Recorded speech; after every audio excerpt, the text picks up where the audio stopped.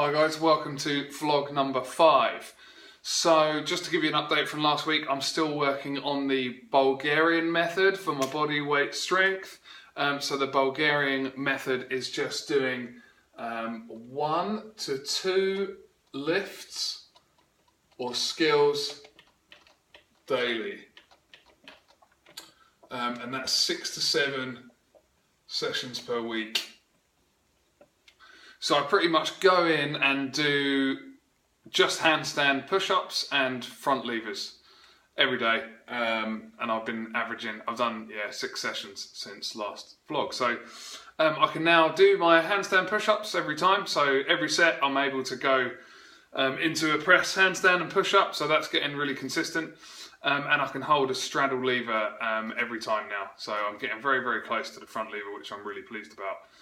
It still feels like I'll never be able to do it with straight legs, but I know I will because it's just the next sort of step in the chain, really. It's the next movement progression up, so that's going to be coming soon.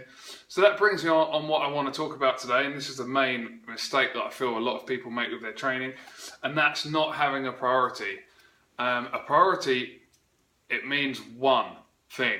So that means one main focus of your training, and I feel like people make this mistake in a lot of areas as well, probably work and time management too.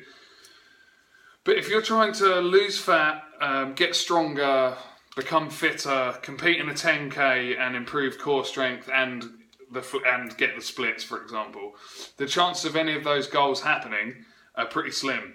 I think multitasking is a myth. Focusing on loads of things at once just causes you to do all of those things slower. To my way of thinking now, the quickest way of achieving 3 goals would be to do all of the goals one at a time, especially if they're conflicting, and all goals take away from each other in a certain amount. There's always a compromise if you're chasing after 2 things rather than 1. So I'd urge you over the next few weeks of your training to just focus on one thing. And make it really accessible. So for me, like, I've got my pull-up bar in the garage, so I can do my front levers every day. If I had to travel to a gym, it would maybe be a bit more difficult, but I still think you could get that daily training in. So scrap everything that's all the nonsense, get rid of all the superfluous kind of rubbish out of your training program and just focus on one thing. If it's the squat, squat every day until you're happy with your squat. If it's the bench, bench every day until you're happy with your bench. To quote the famous American wrestler, Dan Gable, if it's important, do it every day, and if it's not important, don't do it at all. This kind of goes against how I used to think about training, but that's the point of these vlogs, is to put things down on paper. So prioritize, focus on one thing, don't multitask, and I think you'll see that your results will be massively quicker. This is a mistake I've made loads in the past.